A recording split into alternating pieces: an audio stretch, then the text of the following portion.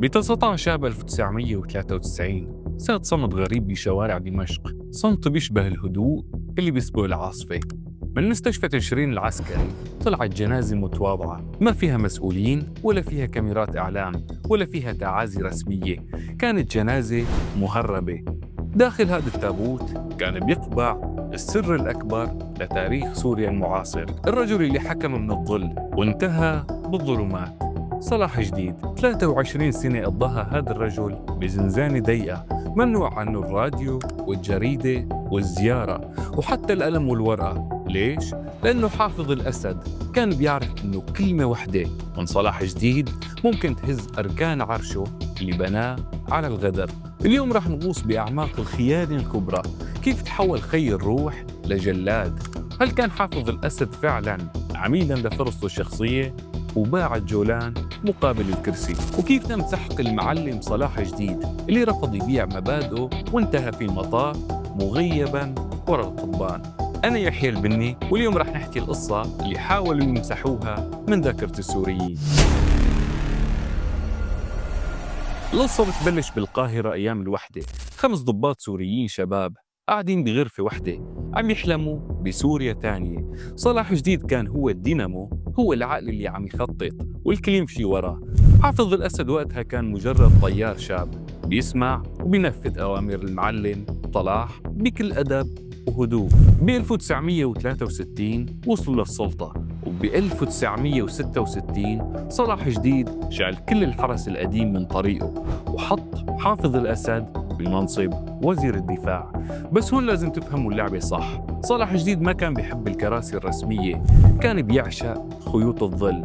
بينما كان الناس عم تشوف رئيس جمهورية ووزراء، كان صلاح جديد هو الأخطبوط اللي ماسك مفاصل القرار من تحت الطاولة. كان مسيطر على التنظيم الحزبي بالكامل، هو اللي بيعين، هو اللي بيشيل، هو بيعطي الأوامر السرية اللي لازم تتنفذ قبل قرارات الحكومة. تخيلوا كان قاعد بمكتب صغير أمين عام مساعد للحزب، بس فعلياً كان هو الحاكم الفعلي لسوريا.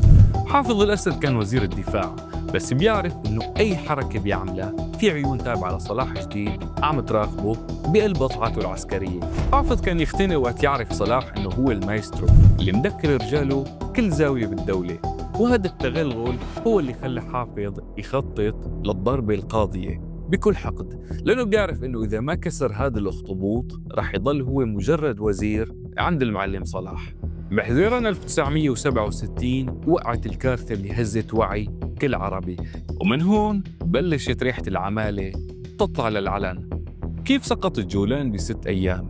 وليش صدر البلاغ رقم 66 الشهير من وزارة الدفاع اللي أعلن سقوط القنيطرة قبل ما يدخل أول جندي إسرائيلي ب 17 ساعة؟ وزير الدفاع وقتها حافظ الأسد كان هو المسؤول المباشر. الوثائق والشهادات بتقول إنه صلاح جديد جن جنونه لما سمع البلاغ بالراديو وصرخ بوجه حافظ: كيف بتعلن السقوط والجيش لسه عم يقاتل؟ أنت دمرت معنويات العساكر. هون بدأ الشك الحقيقي، هل كان حافظ الأسد عم يقدم أوراق اعتماد للقوى الدولية؟ هل كان عم يبيع الأرض ليثبت لإسرائيل وأمريكا أنه هو الرجل البراغماتي اللي بيقدر ينهي الصراع مقابل السلطة؟ الجولان ضاع وصلاح جديد انكسر قلبه، بس حافظ الأسد استخدم هذا الانكسار بذكاء شيطاني ليقوي نفوذه أكثر، وبدأ يروج سراً إنه صلاح ورطنا بحرب فاشلة وأنا حافظ اللي راح أنقذ البلد من ضياع مختم. عام 1970 كان عام الحسم وعام الخيانة العظمى، الفدائيين بالأردن عم يتعرضوا للإبادة، وصلاح جديد بقرار مبدئي قرر يتدخل، أعطى أوامر للدبابات السورية بالدخول لنجدة الفلسطينيين، وفعلاً الدبابات السورية وصلت لإربد وحققت تقدم كاسح، وفجأة انكشف الظهر. صلاح طلب غطاء جوي من وزير دفاعه حافظ الأسد، بس حافظ رفض قطعاً. تخيلوا القهر، طيارين سوريين عم يشوفوا دبابات بلدهم أخوتهم ورفاقهم عم تنقصف وهم مكشوفين تماماً وعم يطلبوا إذن بالإقلاع ليدافعوا عنهم. حافظ الأسد عم يقول لا. ليش؟ لأنه كان عم يرسل رسائل طمأنة للخارج ووعدهم أنه رح يكسر صلاح جديد وينهي أحلامه الراديكالية. حافظ ترك الجيش السوري يندبح بس كرمال يحرج صلاح جديد ويظهروا بمظهر المغامر الفاشل، وهي كانت الطعنة القاتلة اللي مهدت لانقلابه النهائي تحت مسمى الحركة التصحيحية اللي ما صححت شيء إلا كرسي حافظ.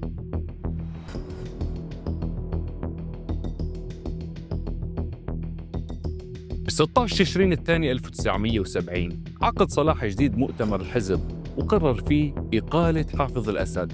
حافظ كان ناطر هي اللحظة لينهي المسرحية. حضر المؤتمر بالدبابات واعتقل الكل. دخل الملحق العسكري لصلاح جديد وقال له: يا سيادة اللواء، حافظ اعتقل الكل والسيارات ناطرتك لا تهرب على لبنان. صلاح جديد بكل شموخ وكبرياء رفض يهرب. قال له: أنا ما بهرب من رفيقي، أنا صاحب حق. وهون بلشت رحلة 23 سنة من العذاب النفسي. تحكي روايات المسربة من سجن المزة إنه صلاح جديد لما دخل الزنزانة رفض يلبس لباس السجن، لابس لبسة الضابط السوري تبعه سنين طويلة لحد ما اهترت وتفسخت خيوطة على جسمه. حافظ الأسد ما كان خايف بس من وجود صلاح جديد برا السجن، كان خايف من صوته داخل المحكمة. لهيك صلاح جديد ما شاف قاضي ولا شاف محامي طوال 23 سنة. منظمات حقوق الإنسان ومحاميين دوليين حاولوا مئات المرات يدخلوا يشوفوه أو يطالبوا بمحاكمة علنية إله، بس حافظ كان بيرفض قطعاً. ليش يا حذركم؟ لأنه كان بيعرف إنه صلاح جديد بمحاكمة وحدة وبجلسة وحدة كفيل بأنه يكشف كل أوراق العمالة اللي صارت ب 1967 وب 1970.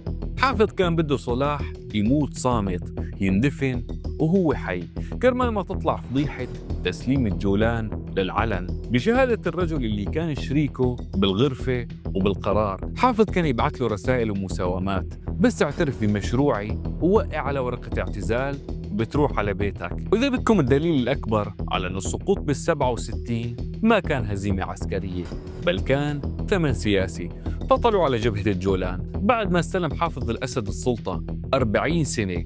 40 سنة والجولان محتل وما انطلقت رصاصة واحدة. 40 سنة وهذا النظام عم يبيعنا شعارات الممانعة والمقاومة، بينما الحقيقة أنه الجولان كان هو عربون محبة اللي قدمه حافظ القوى الدولية كرمال يتركوه يحكم سوريا بالحديد والنار بدون إزعاج. صلاح جديد انحبس لأنه كان بده يقاتل، وحافظ الأسد صار رئيس لأنه وعدهم أنه ما رح يقاتل. وهذا هو الفرق بين القائد الشريف وبين السمسار. عزيزي المشاهد، قصة صلاح جديد وحافظ الأسد مو مجرد صراع على السلطة، هي صراع بين المبدأ والمصلحة الغادرة. صلاح جديد مات وهو نظيف اليد، مات وهو صامت بزنزانته وما باع شبر من أرضه. أما حافظ الأسد فبنى ملكه على جثث رفاقه وعلى ضياع الجولان وعلى تحويل سوريا لمزرعة أمنية تحرس حدود إسرائيل أكثر من حدودها. فمين هو العميل الحقيقي اللي ضيع الأرض والرفاق ليبقى بالكرسي 30 سنة ويورثه لابنه؟ ومصير كل خاين مهما طال زمنه ومزبلة التاريخ. اكتبوا لي بالتعليقات، هل لسه في حدا بيصدق انه حافظ الأسد كان بطل قومي ولا حقيقة صارت واضحة مثل الشمس؟ كنت معكم أنا يحيى البني، سلام.